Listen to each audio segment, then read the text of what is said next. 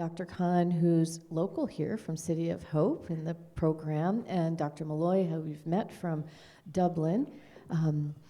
We're really thrilled to have you. Thank you for joining us. So we're just going to open it to Q&A. I'm going to run the mic, and I know we've got our at-home audience that's got some questions as well. So who would like to start us off? Who's the brave person that has a question that you'd like to get answered while we have the our two wonderful physicians here? Questions? Susan, I can break the ice. All right, We've go got for it, Deb. Thank you. Already. Awesome. Sorry, I'm just lost my spot. Just recently I have diagnosed with MF, no Sezary in stage 1A to 1B, seeing 4 specialists. For phototherapy UVB narrow band, can you use the booth for the hard-to-reach groin area without a sock? Oh, that's a really good question to start us off with. Any thoughts on that, perhaps, Dr. Molloy? I mean, that's a difficult one. The groin area is one of those hard-to-treat sites. And what was the sock bit? Sorry, say it again. I didn't quite get that. I mean, just to say that for gentlemen that are in the photo booth. Oh, apologies. Yes, I get it now. Sorry.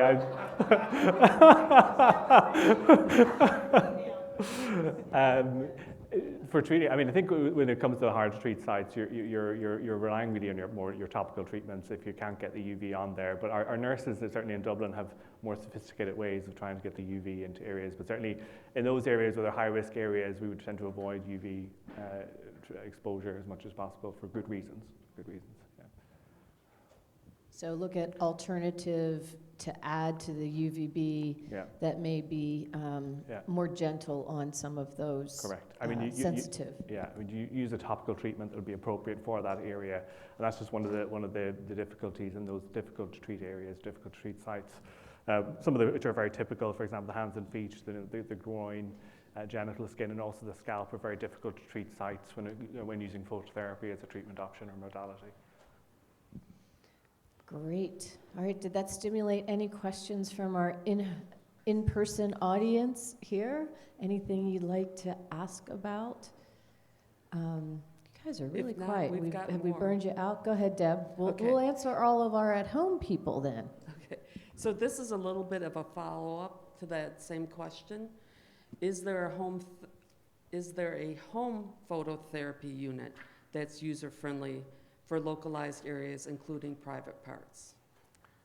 I can't answer that because we don't do any home UVB phototherapy or any home phototherapy in Ireland, but I don't know, is that different in the United States? There are home boxes available, but I unfortunately, I'm sorry, usually my dermatology colleagues prescribe the specific box, and I'm not sure what the specific brand or type is that might be better able to reach those areas. We do have it available, but I'm not familiar with the different brands. I think just a word of safety warning around that is that if you are considering a home UV option, just make sure it's done in conjunction with your dermatologist and everything is prescribed, because UV is a form of radiation, and just make sure it's dosed appropriately, and that any treatment that is given at home is safe to use and within guidelines. Yeah, and I know on the home light boxes here in the U.S., they are prescription, and I know they have a certain number of times it can be used, and then it has to get re-upped and modified. And I also know, to my knowledge, this hasn't really been tested or from the clinical side, but there are these handheld UV things that I know people do use. But again, I think the caution is if you are using something like that, it hasn't been studied, there isn't good data, but you really need to work with your dermatologist and your specialist to make sure that it's working and it's used properly. And correct. Yeah, exactly. Okay, so did we burn all you guys out here? Is that what we did? Or we answered all your questions and now you're really smart? Deb, you've got some more? I okay, sure great. do. All right. Okay. Would or could treatment change based on a patient-reported quality of life priorities? Okay, so could a treatment change based on patient-reported quality of life priorities? Or is the focus now more general, as in, do you feel better or do you feel worse compared to the last visit? I think that's really, really, really important, and this is, really the crux of what we're trying to do, is integrate quality of life measurements into treatments. And I always say that, continuing a treatment to the detriment of quality of life is not always the wisest thing to do. It depends on the treatment priorities that you have with whatever treatment that you're giving a patient. If you're really pushing a treatment to treat to clear, but that comes at a significant cost of quality of life, it's probably a question that needs to be asked: is it the right treatment for you? So in terms of quality of life, it's about personalizing a treatment for an individual, and with the objectives in mind, in terms of improving symptoms, ideally clearing skin or giving a remission that is durable for a particular period of time, that also improves quality of life but doesn't have significant side effects that actually could significantly impair quality of life in the process. So it needs to be individualized, it needs to be discussed with your treating physician, be it a dermatologist, a hematologist, or otherwise, in terms of the objectives and what you plan to get out of that treatment, particularly if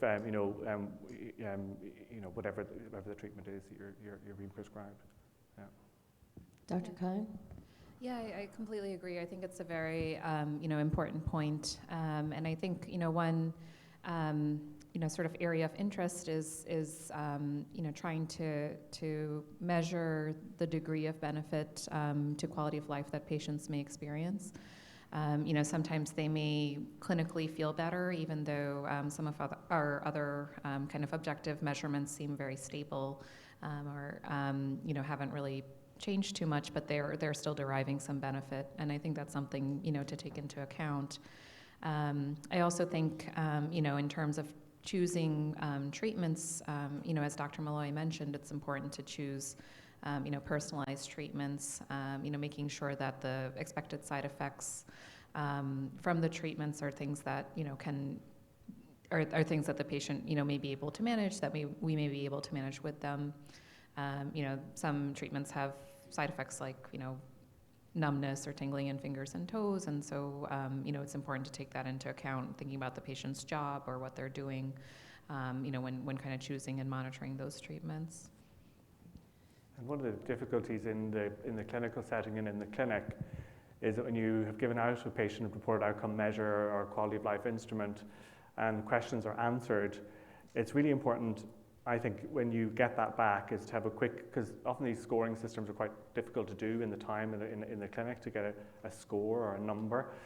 But it's even just to look at the questions and how the questions are answered, that if there are certain questions that are triggering really high, I think sometimes it's a good opportunity to actually open up a conversation that sometimes maybe they're not willing to actually openly say, this is an issue or this is a problem. But if you look at the quality of life questions and how they're answered, that can be a way to kind of go, I've noticed you've reported this as quite high on your questionnaire. Can you tell me more about it? And it can open up a conversation as to what might be going on. Because sometimes there are other things that are having a significant impact on quality of life, in terms of, and for a treatment thing could be around practicality or travel for treatment and those sorts of things that can just help to figure out actually what the impact is in terms of the treatment given.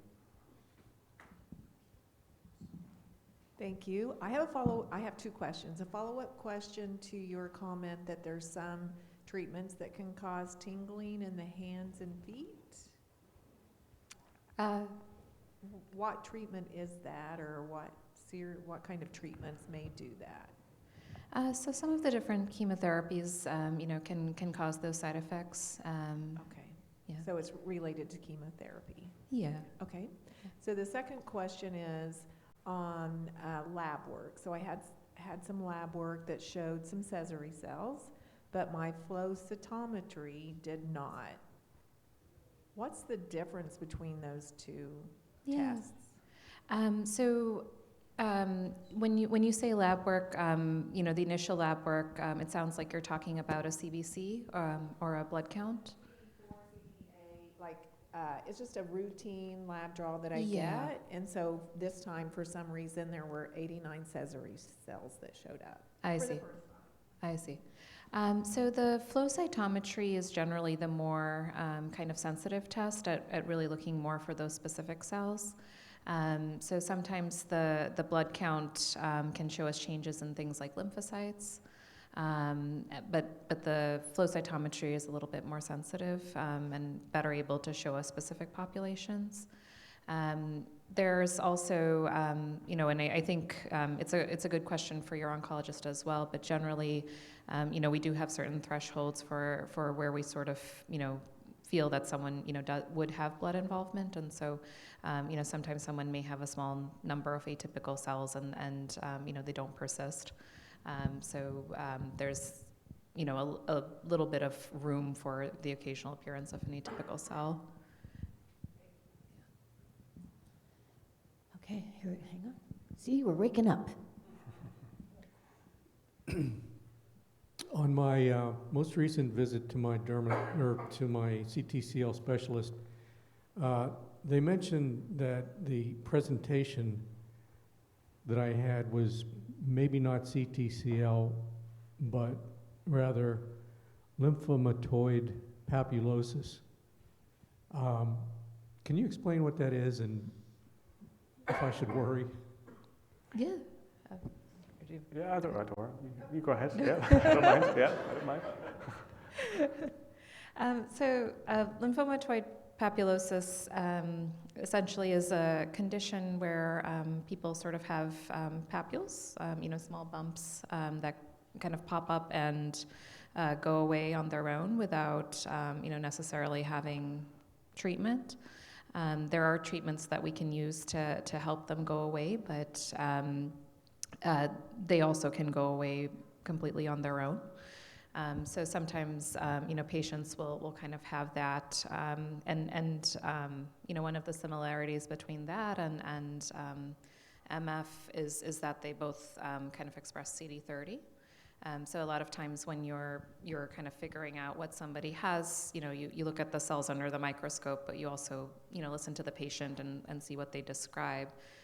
So perhaps if you sort of had a history of areas that kind of popped up and went away on their own, maybe that's why they felt it was more like a lymphomatoid papulosis or LyP initially. I think lymphomatoid papulosis is one of those conditions, certainly cutaneous lymphoma, that really illustrates the really, really important thing about integrating the clinical presentation, so how it looks and the story and the examination of a patient, and integrating that with the result of a biopsy. Because if you take a biopsy of lymphomatoid papulosis and it showed a CD30 positive lymphoproliferative disorder, to be able to accurately determine what that is, it always comes back to the patient and how it looks on a patient. And this is one of those conundrums in terms of, they can lead to a misdiagnosis if you just rely on a biopsy alone. So it's really important as a clinician, and that's where your dermatologist and hematologist and also histopathologist need to work together to arrive at the correct diagnosis, so that you're not inadvertently treated for something that's more serious based on a biopsy, and actually it is lymphomatoid papulosis. And you have more questions? Hang on, because I have another one too.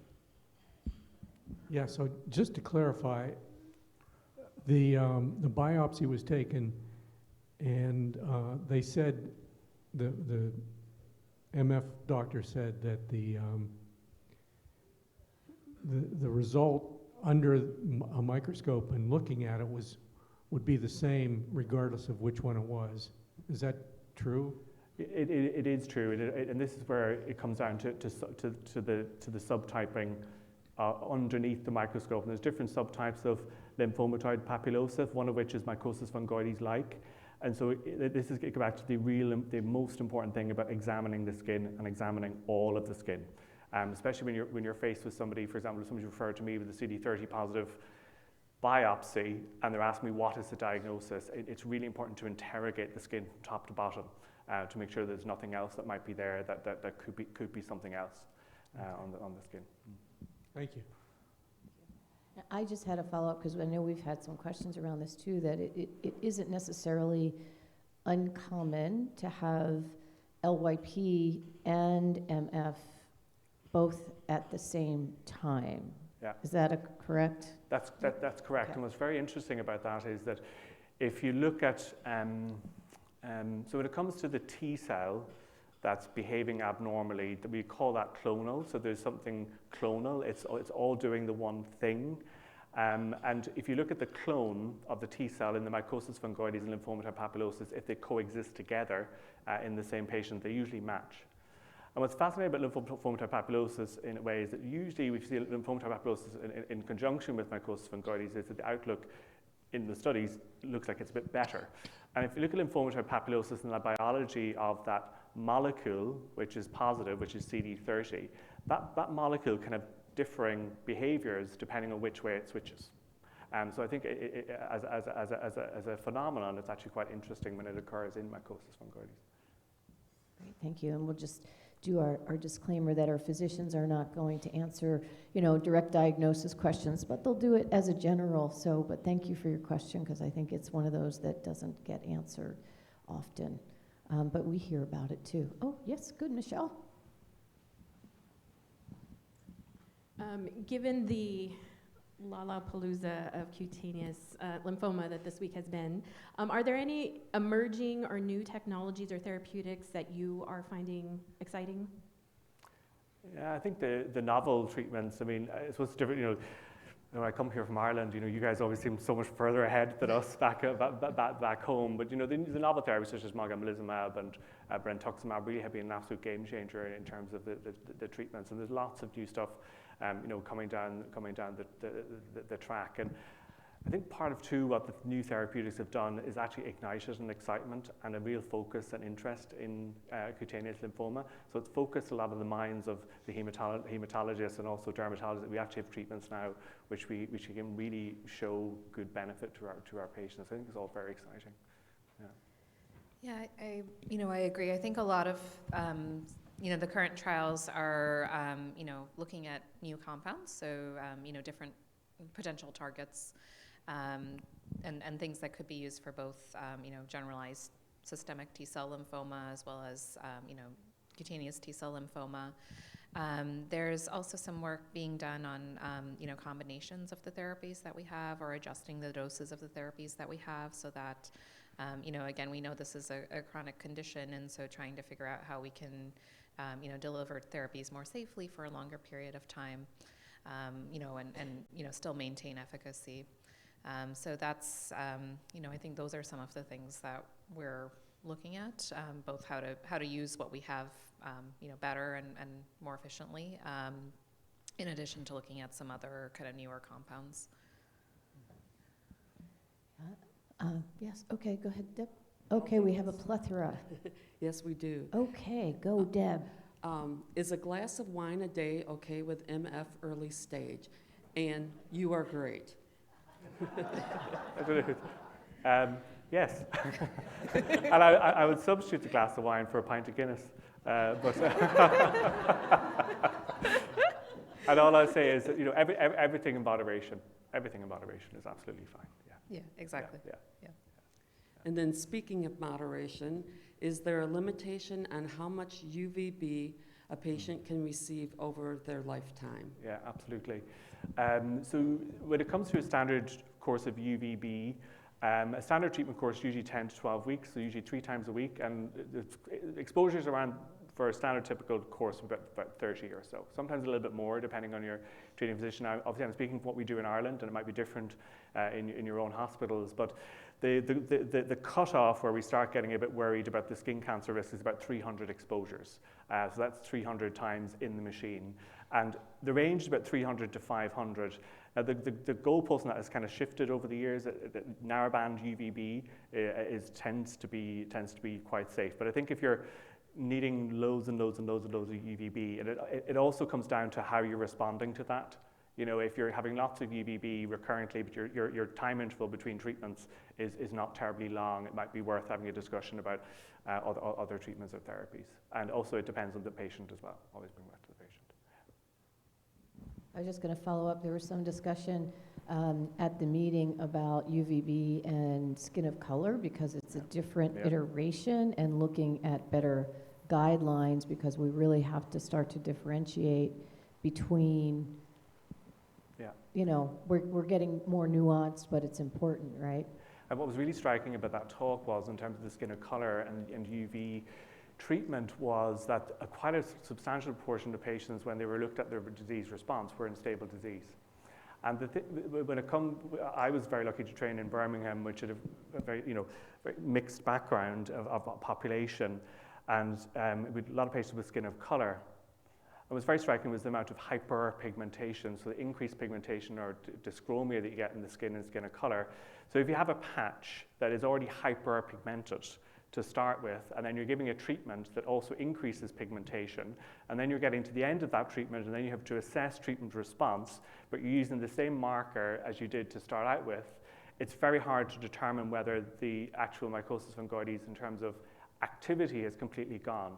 Now, one of the things that was very striking for me when I was in the UK was that we had a patient with type 6 skin, and we sent this patient down for just standard photography, and our photography department used this special technique called cross-lighting.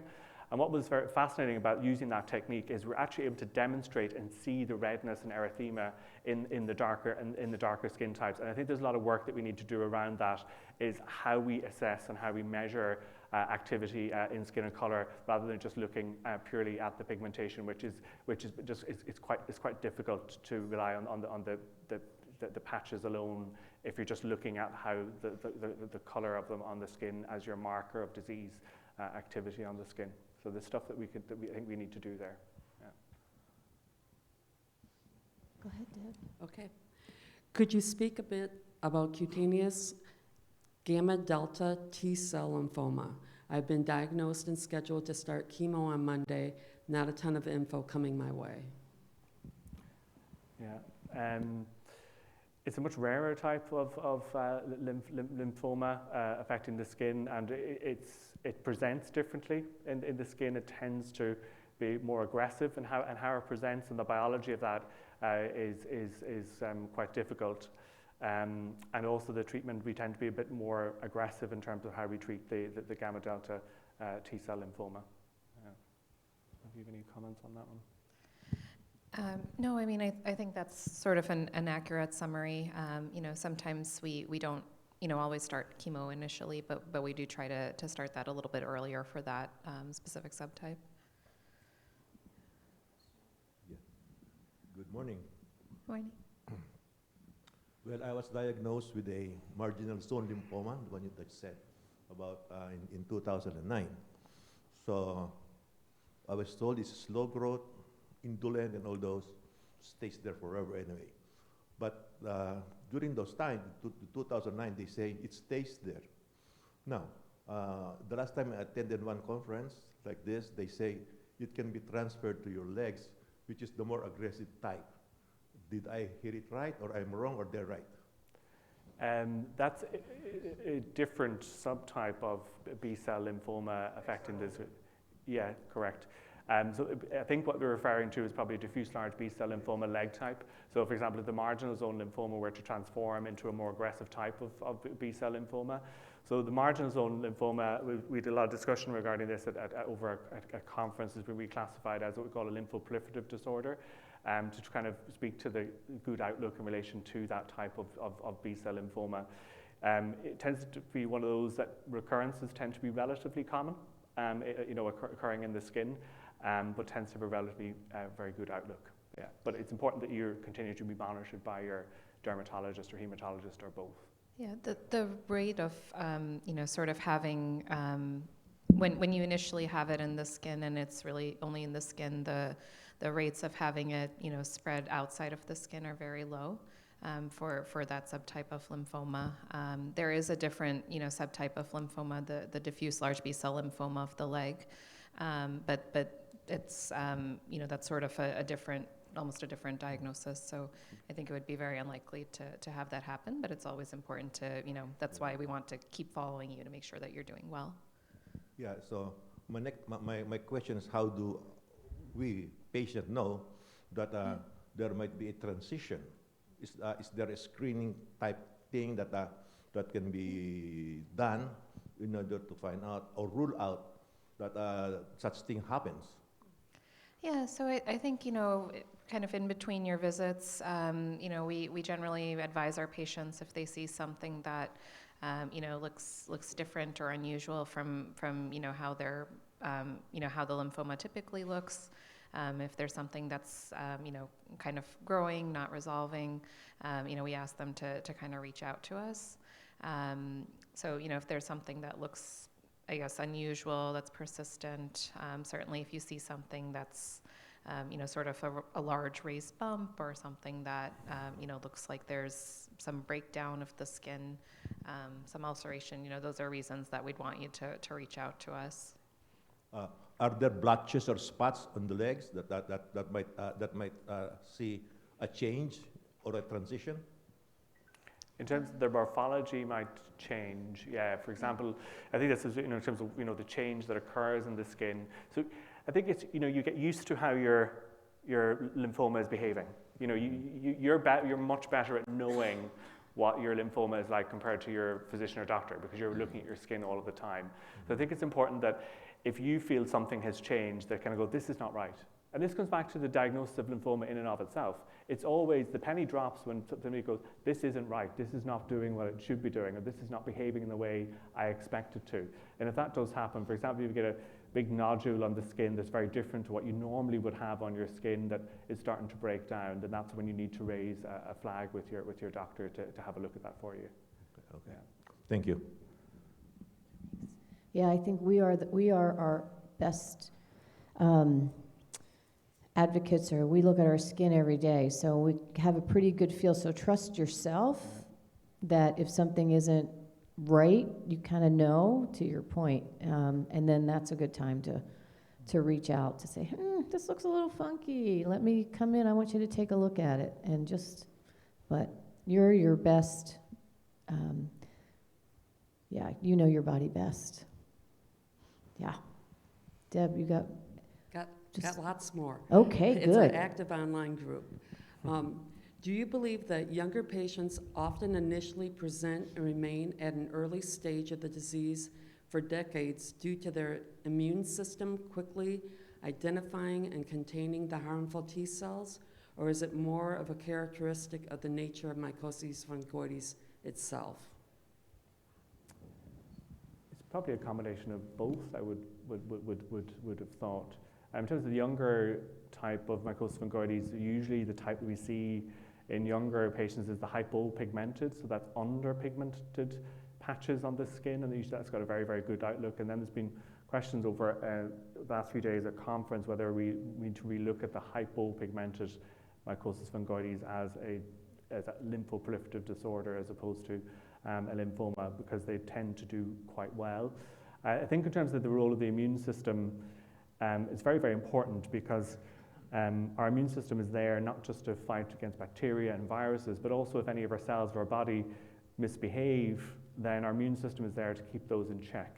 And I think that a healthy functioning immune system has got a very important role in keeping that immune system, or anything that's trying to misbehave, and keep it under check at all times. Okay. What does a biopsy showing large cell transformation indicate?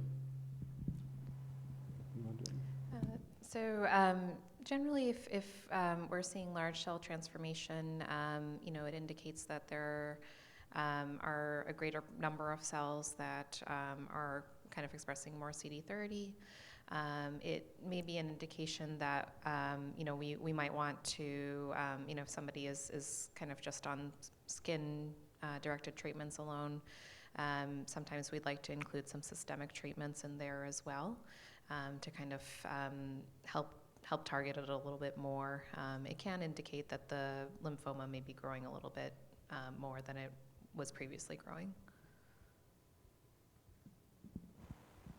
Okay, Deb, we're going to keep going until I see some hands. Okay.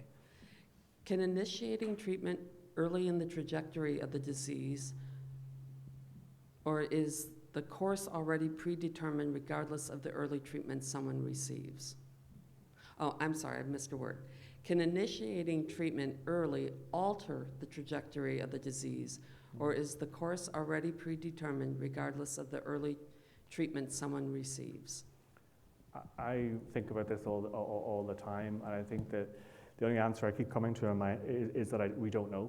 And I think the ProClippi study, the prospective study that some of you may be involved in, looking at the markers in terms of the patient and also the disease itself, and actually also importantly therapeutically, is what does that change the natural course of the disease over time, and following that and to see where the risk is in terms of disease progressing, and are there any therapies that might actually alter that course, and also stratifying patients that might be at higher risk of progressing to more aggressive disease, and treating them early in aggressive disease that change the overall outlook for people that are affected by it.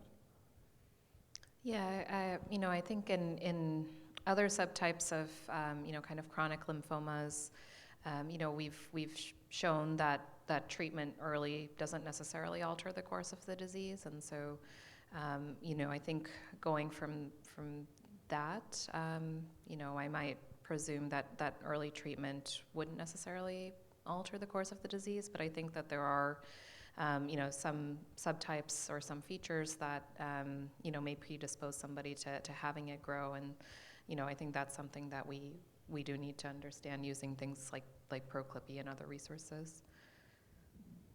I was just going to add, again, the importance of the clinical and research community coming together and looking at, as technology changes and as we have more tools to really be able to understand the disease, and with a lot of data across a large swath of patient experience, right? And to really be able to your point, Dr. Molloy, try to determine who may have more of a risk of their disease progressing, particularly in the early stage MF population, where we know generally, right, most people don't progress. So, but then there is the subpopulation that do. So is there better ways, and with the new technology and the research and being able to really, it's such a complex disease. I mean, everyone in the room that has the disease has a little different iteration, and the technology behind trying to figure that out isn't quite there yet, but I'm pretty excited about some of the opportunities going forward to be able to do some of those kinds of diagnostics, which then can help inform, when do you treat, when do you stop treating, so I think, at least in my humble opinion from a layperson, the future looks really good with regards to being able to do a much better job of managing and navigating with an individual based on some diagnostics and some things coming down the pike. So, yeah. It's really the cutting edge of precision medicine, isn't it? Right. Yeah. Hi, I don't know if you can answer this, but we're getting curious about some aspects of stem cell transplant. Why is the best match same gender? And also, with women, why have we heard that it's not such a good idea to have a donor who's had children? I won't answer that. Are you hematologist? Yeah, sure. So there's various minor antigens that are expressed, and so there is some thought that it is good to have a donor that's the same gender. And after women have children, they can be exposed to different blood groups. So kind of depending on if you're positive or negative subtype, blood subtype. If the father of the baby has a different blood subtype, then there can be some increased immunogenicity. And so, women who've had children can be donors, but if there is another option, sometimes we'll look into that. That brings up a good point. We were having a chat last night about, donors, I think, with Jeff's experience and, going through transplant, but having donors be a match and then not, and how important it is for those that are interested to become a donor and be willing to be a donor. We need a lot of people, cross-section of races and ages and things like that. So people have a better opportunity of having a good match, which is important in a stem cell transplant. Yeah, absolutely. I think, we know that there are certain, ethnic groups that are underrepresented in our, in the Be the Match database. And so, I think it's very important to encourage people to consider joining when they can, just to make sure that everybody can have a match. Yeah, good point. Deb, back to you in our home audience. This individual is currently seeing a couple of specialists, dermatologists, oncologists, and another hematologist oncologist. Is there such a specialist as a dermatologist plus hematologist oncologist? You're probably looking at done a them lot right of here. training.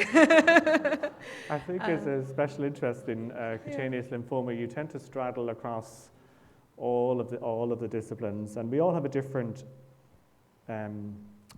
skill set. And I think it's the unique thing about this condition is bringing all of those skill sets together to try and come about obviously the diagnosis and also the best treatment for patients that are affected. I think that's one of the really unique things about the cutaneous lymphoma community is that we've got such an enthusiastic community that are working hard and doing their best for this disease, and I think long may that continue because I think it's quite phenomenal, unique part of this disease. Yeah, it was interesting at the scientific conference. At one point somebody made a remark about making sure you were there with your partner, and your partner is your dermatologist or your oncologist, because we really do kind of work together. And I think we, at City of Hope, and we try and see patients together. I think many other institutions do that, where the oncologist and the dermatologist see you at the same time, and they can talk and they can come up with a plan together. I'm not aware of anybody who's kind of done both, but I think the ideal scenario is if you can kind of be in an environment where they're both seeing you and they're both talking, because I think it's really invaluable to have the experience of both providers. Yeah, and I think that's, hopefully the wave of the future is having more of these multidisciplinary practices where you have the expert dermatologist in cutaneous lymphoma, you have the hematologist that is also an expert in the hematology, but you're also adding radiation oncology as well as pathology.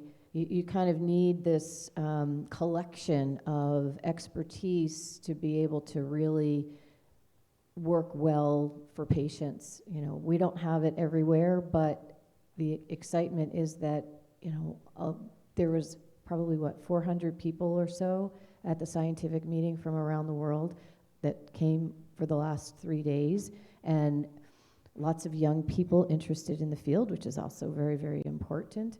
And the variety of expertise that's now coming into the field. I think originally back in the day, it was mostly from the dermatology side that ended up having an interest, and now more of the hematologists are becoming interested, and these multidisciplinary clinics are becoming, I won't say more the norm, but really more often, which is really exciting. It's an evolution of the field that we hope to see expand. Okay, Deb. So some of the following questions are a little more detailed and personal, so I just want to add our disclaimer that the clinicians are providing responses from their expertise and aren't offering second opinions. So with that said, is there an average length of time that mogamulizumab will work as treatment? If a patient is developing a few new lesions while on this treatment, does that indicate that perhaps the treatment is not working as well? I think that if they are developing new lesions, I think it's just important that they get their skin assessed. One of the things in relation to mogamulizumab that we do see is this mogamulizumab-associated rash. It's very important that that's distinguished from a side effect of the treatment versus actually the disease itself. So it's important that that's evaluated by their dermatologist to see what is happening, because that is important.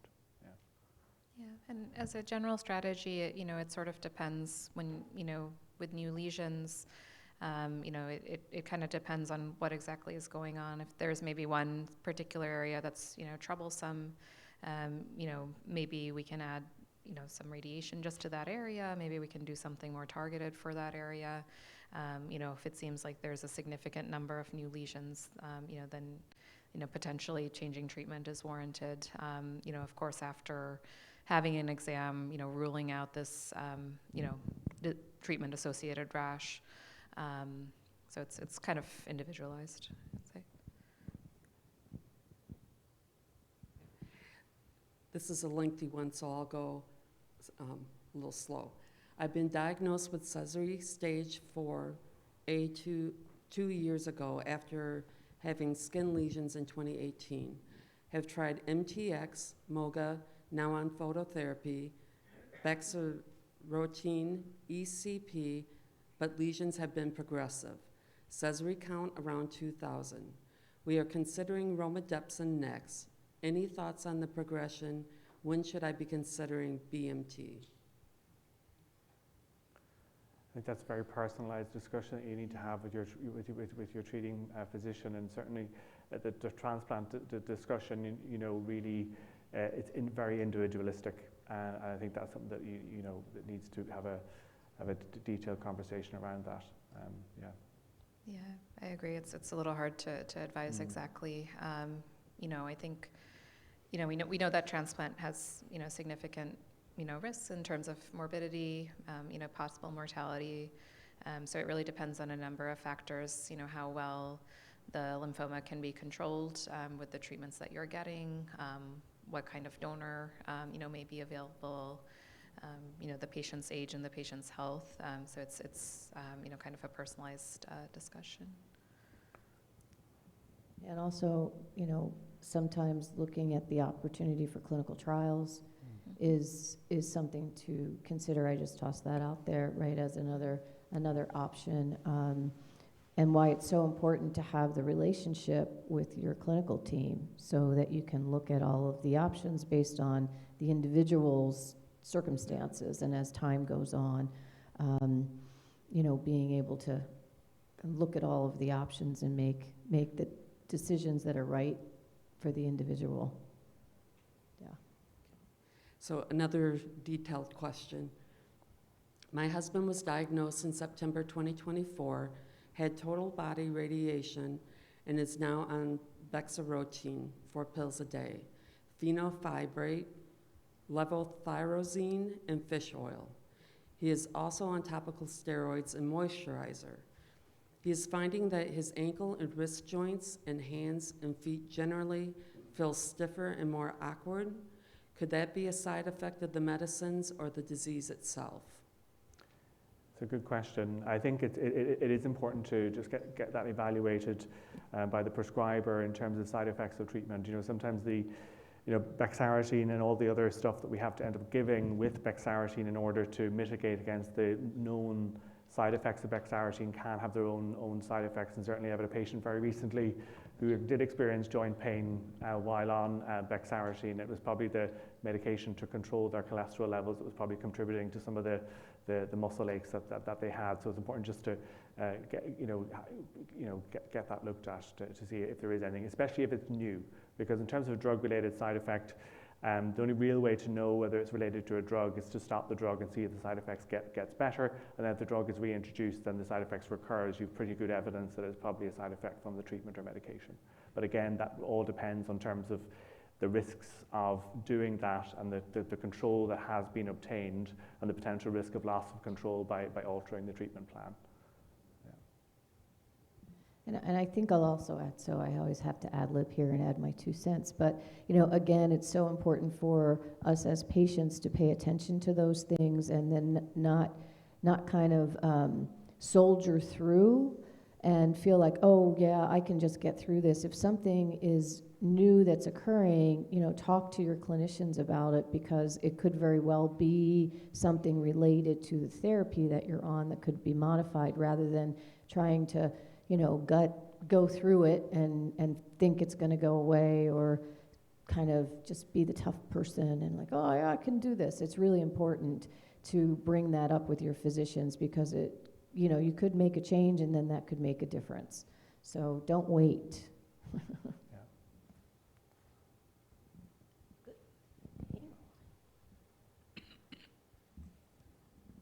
So I know that we've talked about health and we've talked about immune system, and I know we've talked, yesterday we had the talk about integrative medicine.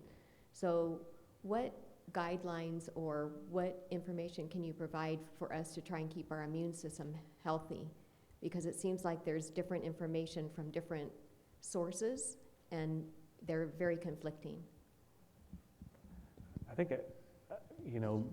it's a very good question. I think maintaining an immune system is, all about balance and maintaining health in lots of different ways. For example, your diet and also physical activity, but also your mind. We know that in terms of, the mind-body interaction and how that is an important role in terms of how we function and our immune system. Our body, if we develop a cancer, our body's under a tremendous amount of stress as it is to try and deal with that. But it's to try and do things that help your own immune system to try and function at its best, to try and do what it wants to do or needs to do to try and keep that cancer under control. It's very complicated and it's multiple different things. And just really to go back to one of the Carol was talking, in terms of this huge thing that we don't talk about enough, which is around self-compassion and actually being compassionate to ourselves and actually looking after our bodies and looking at, and I think that's got a tremendously positive effect on our immune system and how we deal with a cancer if we're faced with that. That's kind of my real thoughts around that. I don't know if you have anything additional to say. No, I agree. I think that, that mind-body connection is very helpful. I think that, in terms of kind of generally maintaining the immune system, we do recommend, getting vaccines and staying up to date with those things, and really maintaining general health. So there's advice in terms of, making sure that you're following a generally healthy diet, taking a multivitamin, if someone desires, can be helpful. But I think, there's these are all sort of recommendations that we would advise to any person or any patient, either with or without skin lymphoma. I don't think there's no one thing. I think it's as a person is what are the things that you like to do that actually help you to deal with the stresses and things of life, and making sure that despite having a condition that you try to maintain that as much as possible, because that has tremendous positive impact both on our body and our mind, and to deal with things that are thrown at us over the course of our lives. So I just have a follow-up question. So I think I talk loud enough. In terms of being healthy and a healthy diet, you hear that all the time. So what is a healthy diet? I mean, if you go on the websites and you do research, you hear one thing from one medical facility, you hear something from a naturopath doctor, and you hear something different. So how do you decipher that? It's very difficult. I mean, it's an absolute minefield. It's a minefield out there. It's very difficult to. I mean, I think the Mediterranean diet is probably one of the healthiest diets out there that we know of. But in terms of this, all comes then back down to what's right for you. And then it comes back to the other question is the evidence. What evidence do we have by doing X, Y, or Z has a positive impact on your health or, your ability to combat a cancer should that arise. And, there's the evidence behind a lot of that stuff just is not terribly strong. And that's where it's always very difficult for us as physicians to be able to advise in a very confident way that this will have a positive impact. And then I think it comes back then down to what makes you feel good about what you're doing in terms of what you feel makes a positive impact on your health. And there are things that we know that we would not recommend. For example, cigarette smoking and drinking alcohol to extent. All those things that we know. Well, glass. pint of Guinness, whatever, you know. But, you know, there are things that, you know, and honestly, if you look at the ads back home in Ireland, you know, they said, they promote the health benefits of Guinness, but I'm not here to do that in any shape or form, because I only very recently actually drank Guinness, believe it or not. But yeah, you know, so it's all about balance. It really is all about balance. Yeah, I think I agree with that, and that we don't sort of have firm data to really, strongly recommend a particular diet over another, but I do think the Mediterranean diet is the one that probably has the most evidence, and so I think that is a good diet to follow. There's more, kind of evidence looking at trying to promote more plant-based diet, more, whole grains, more, less processed foods. And I think those are all, good steps to take for general health. But, again, we don't sort of have, conclusive evidence saying, if you follow this diet, you will certainly have, a different outcome in terms of your health. So, I think it is what works for you, and it's about moderation. We wouldn't sort of advise that a patient, never eat cake again or something like that. It's because it is also about what works for you and what helps you, mentally feel well and continue to have a normal life and a good diet. You go back to the Marie Kondo, right? What brings you joy? And if you can find that, I think that helps, whatever that might be. Right, so the glass of wine or the birthday cake, off and on, and yeah, what brings you joy and what makes you feel the best, and how do you cope? And that, I think that goes for all of the different kinds of modalities of stress relief, and whether it's exercise that works for you, or it's meditation, or a walk in the woods. It's so individual, but finding your own way and creating that framework that works best for you and is the best way to go. So we're our own, goes back to our own best person to figure that kind of thing out. Yeah. Okay. Oh, got another question over here. I'm gonna go over here. This is how I get my steps in for the day. Oh, first, thank you guys so much for doing this for us. We talked about remission and long-term fear, and then what seems to be unique to me with cancer is you have stages, and then where it's in remission, and then it comes back. So I guess it's a multi-phase question is, do we know what brings people out of remission? And then secondly, if you're a stage 4 and you come out of remission, could you be a stage 1, or are you at stage 4 and that's what you come out of remission at?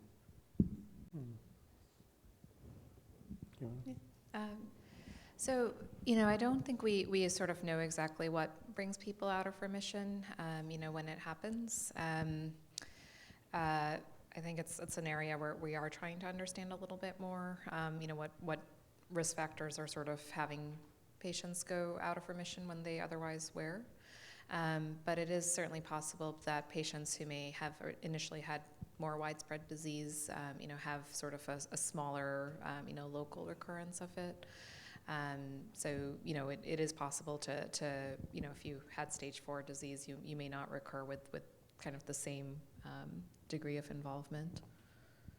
Yeah, I think, when it comes to a practical point of view, what we do in the clinic, certainly when we always keep a track of the stage at diagnosis and then current stage.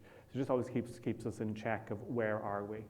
And, we in terms of how we treat or what we do to treat is we're treating based on the current stage or how things are currently, rather than always at how things were at the very, very beginning, because the disease has been modified in a way, hopefully in a very positive way, that is put patient into remission. And if there is a relapse, that that you might relapse with patches and plaques that are by definition a 1A, but at diagnosis you were at stage 4. So, and really that just helps.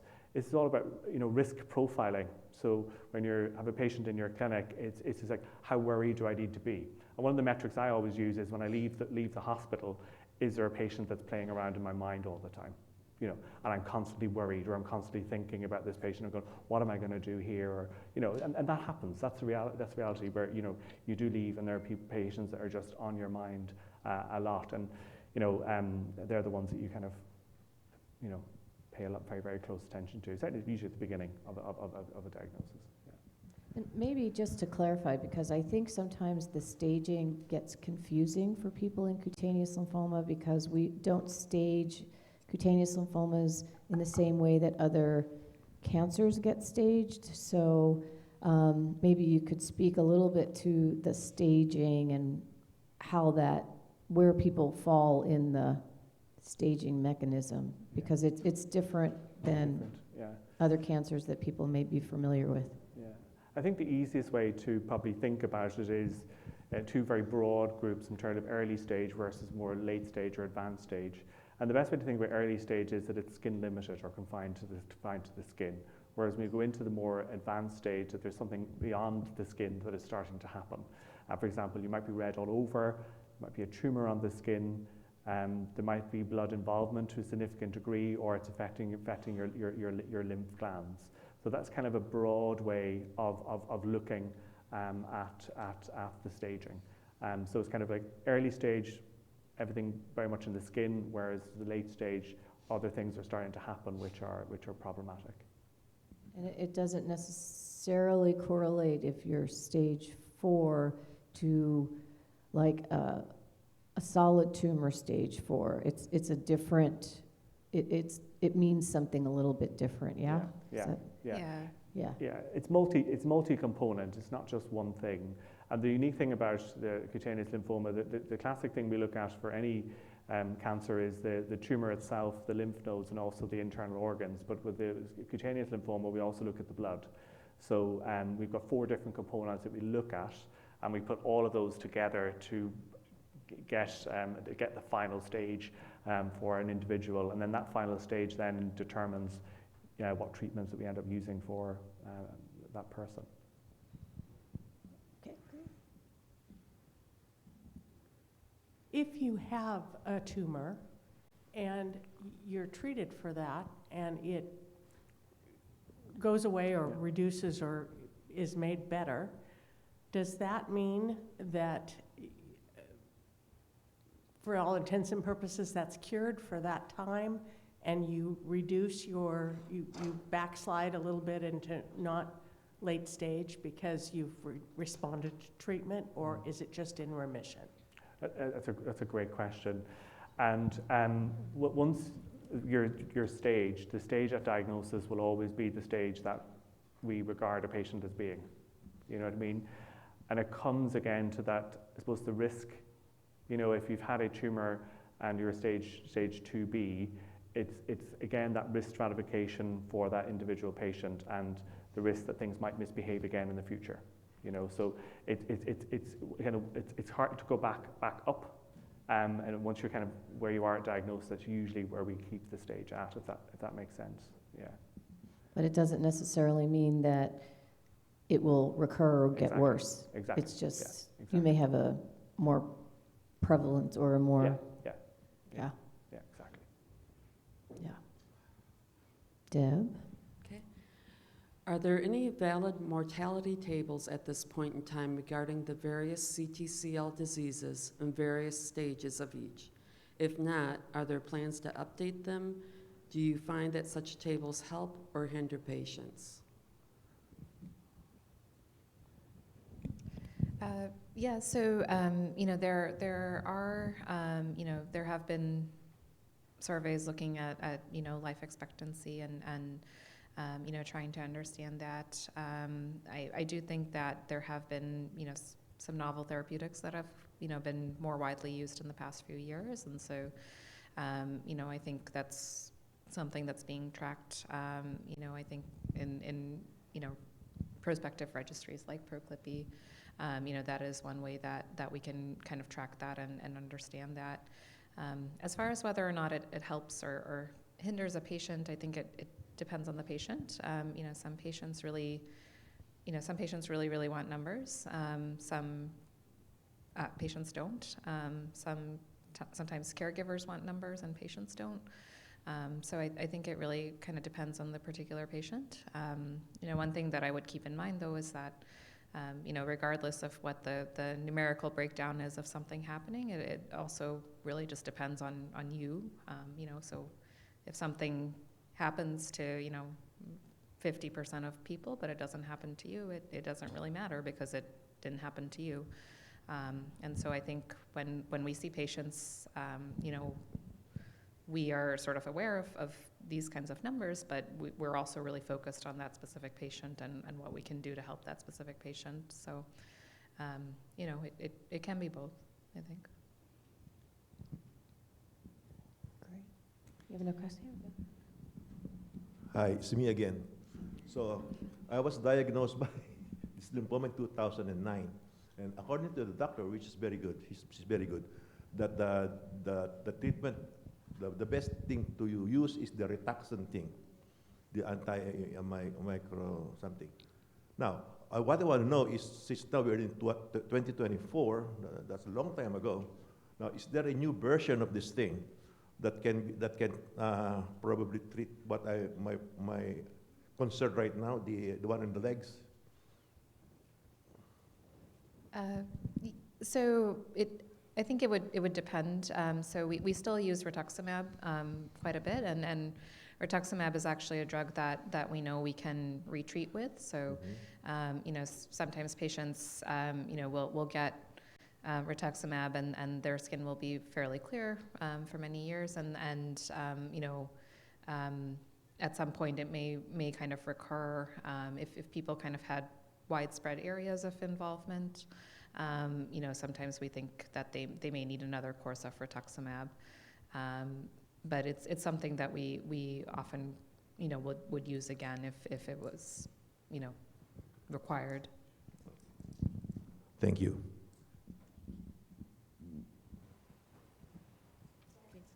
Deb, Back to me. back to you. I have had MF for many years, but restricted to the skin. 4 years ago, my lymph nodes became involved. I have since tried various chemotherapy combinations without a durable response. My lymph nodes keep showing metabolic activity from recent PET and CT scans. Do you think there is any point in getting a new biopsy of the lymph nodes to see if the gene expression has changed? Whoa, that's a deep question. I don't really know how to answer that. We don't usually, certainly, I don't know, do you do it in the States? Do you do NGS on the lymph nodes? We do. Yeah. Do you want to go? If you, we just don't do it. But. Yeah. We do it, but I think it's sort of a clinical question, and I think I might just need a little bit, more detail, but, generally if we were to want to biopsy a lymph node, it might be because we felt that there was, some characteristic of the lymphoma that had changed. I'm not sure. I think it's kind of hard to answer whether or not a new biopsy needs to be done. But we do, when we do biopsies, we do try and track the specific type of cell that's, behaving badly. And, sometimes if we will look and see if it's that same clone that's in the lymph node, that's in the, in the blood or in the skin. I'm not sure if I'm answering that question. Well, and maybe we can just talk a little bit about the lymph nodes, and because of sometimes they're inflammatory with this disease as well. So, it's a little bit challenging. Again, we are the odd ducks of the world, right? So it's a challenge, I think, sometimes to determine, is it reactive because of the skin inflammation and the body's trying to work through it, or is it really disease? And maybe talk a little bit about when you make that distinction, right, to move into doing a lymph node biopsy versus. Yeah, I think, in terms of general guidance about when you do a lymph node biopsy, so when you're examining your patient in clinic, if there's any evidence on your clinical examination that there's an enlarged lymph node, if there's extensive plaque disease, so there's quite a lot of plaque on the skin, we know this from the ProClippi study, that if there's lots of plaque on the skin, so they're the raised plaques on the skin, then that's a risk factor for having an enlarged lymph gland on a scan. If any patient is at late stage, you've got tumor or red all over, or blood involvement, usually you'll have a scan. If there's any abnormally sized lymph node on that scan, then a lymph node biopsy is the best way to determine whether a lymph node is involved or not. And really when it comes to lymph node involvement, you might have a few abnormal cells in the lymph node, but it's how those cells look under the microscope in the lymph node and whether what we call the architecture of the lymph node, so how it looks under the microscope, whether the architecture is affected or not. Because that we know that if the architecture is affected, then that is it's what we call an N3 lymph node in the skin, and it changes the stage. It changes the stage. Deb, you got more? Is there any research on pregnancy with MF, specifically FMF? My FMF has been deemed indolent, negative flow cytometry, negative PET scan, and limited skin coverage. But my husband and I had hoped to start trying for a baby. Will the hormonal changes of pregnancy cause the MF to take a more aggressive turn? It's a very interesting question. I don't know, I'm not going to answer to your specifics as such, but I have seen one of my patients who has follicular tropic MF, and I have seen this patient did experience flares of their follicular tropic mycosis fungoides around the time of their period, and whether there was some change. And when it comes to follicular tropic mycosis fungoides, some of the other glands in the skin may also be affected by the lymphoma, and the glandular function of the skin does change around the time of a period, and whether that has some sort of effect on how the lymphoma behaves in terms of any hormonal changes is very interesting. And this patient also fascinating. They seemed to experience that when they were sweating, the sweating seemed to also aggravate the follicular tropic mycosis fungoides as well. So there's definitely some sort of interplay between the glands in the skin, hormones, sweating, heat, temperature, and all those things together may have an influence in how the disease is behaving in the skin at any one time. Yeah, I think, it's not a common situation, and so I don't think we sort of have a lot of hard data to guide that answer. There are other, cancers such as breast cancer that we know are hormone driven, and so, becomes a little bit more, complex there. We don't think that, MF is necessarily driven in the same way as far as the growth of the cancer cells, but it is it's a complex interplay. I think, another factor that we think about in patients that are considering conceiving is the treatment that they're getting.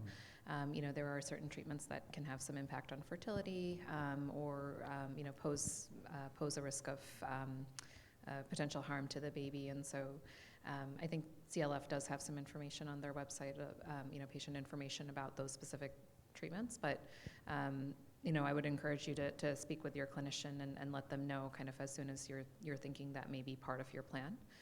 Because, depending on what treatment you're getting, sometimes we advise you be off treatment for a certain period of time before thinking about conceiving. That's great. And I think that's also what we're seeing now is, these kind of subsets of patients that have now been diagnosed that we didn't think a lot about, because for many years everybody said it was a disease of people over 50, but now we're seeing more, not necessarily lots more, but more people of younger age, and there's different challenges, right? Fertility and things of that nature, even the psychosocial components and so forth. So, we're getting better, I think, at being able to capture some of that information, and hopefully over time we'll know more and be able to have some more definitive kinds of answers when we have more data. But yeah. Okay. I think, Deb, we have a couple more minutes, so you've got more questions? Are there types of CTCL most suited to stem cell therapy? It goes back to our previous discussion regarding stem cell therapy, that again, it's always a personalized approach. And, with regard to stem cell therapy, usually that discussion is what we talk about if somebody's in an advanced stage of the disease. That's usually when we think about a stem cell transplant, is more the advanced patients. And I don't know if they're talking transplant, or are they talking something about the new CAR T that's running around out there in the world. But it's the re-engineering of the T cells, which makes it a little bit more problematic for us because we have T cell disease. And I think someone mentioned yesterday, I forget who that was, maybe it was Dr. Zane, you know, you can live without your B cells, so they can do CAR T re-engineered cells for people with B cell lymphoma, but when you can't live without your T cells, so you can't fully get rid of your T cells. So, but there is some work being done to try and figure that out, but it's a whole different bailiwick. I don't know if you just want to touch on that a little, just to differentiate between a stem cell transplant, which is one thing, and the new CAR T technology that everyone's abuzz about. Yeah, so the stem cell transplants that we talk about in this lymphoma, it's something called an allogeneic stem cell transplant, which is where you really get a new immune system from another person. The CAR T therapy is a way of using your own immune system, so your own kind of white blood cells and your own T cells to target the cancer specifically. It is more complex, you know, as Susan mentioned, because this is you know, it is a cancer of T cells. So it's a therapy that is being studied in clinical trial setting, but you know, it's sort of not become a standard therapy in the way that it has for B cell lymphomas. All right, one more question? Do we have time? Yeah, go Okay. one more. You guys okay? Okay. Which additional secondary cancers are linked to mycosis fungoides, and is it advisable to conduct more frequent screenings compared to the general population? It's a very good question. There is a little bit of evidence out there that there might be a slightly higher risk of other cancers in mycosis fungoides, but that we don't necessarily screen for that. Another thing you have to be careful about secondary cancers is that we have this thing called ascertainment bias. So if you diagnose with a cancer, you end up having a scan, we end up finding incidental findings. We're not looking for something, but we end up finding things. So it's very difficult to study that with a massive degree of confidence, because you always have that issue regarding ascertainment bias. But when you find incidental findings, and that slightly skews the data in terms of what you pick up. Yeah. I mean, other than maybe if you've had a lot of light therapy and radiation and you have light skin, you may be more susceptible to skin cancers down the road if that's, you know, and but great. All right. Do you have one more? I've got two more. Okay. And these should be relatively simple. In your experience, have you observed that feeling colder than usual is a potential side effect of having mycosis fungoides? Absolutely, yeah, absolutely. It was one of the things, I don't know if you ever seen my presentation yesterday, but it was one of those things that I was very keen to maintain in the new quality of life instrument, is that difficulty controlling temperature. It's a pervasive issue. And it doesn't seem to be confined just to red all over. It's also patients who just have patches and plaques. So thermoregulation, which is one of the primary functions of the skin, is a hugely important issue for mycosis fungoides. Yeah. And last question. Do you recommend taking mineral selenium as a supplement? No, not specifically. We don't generally recommend, you know, a specific supplement other than a multivitamin if the patient, you know, wants. Thank you. So thank you so much. Thank you.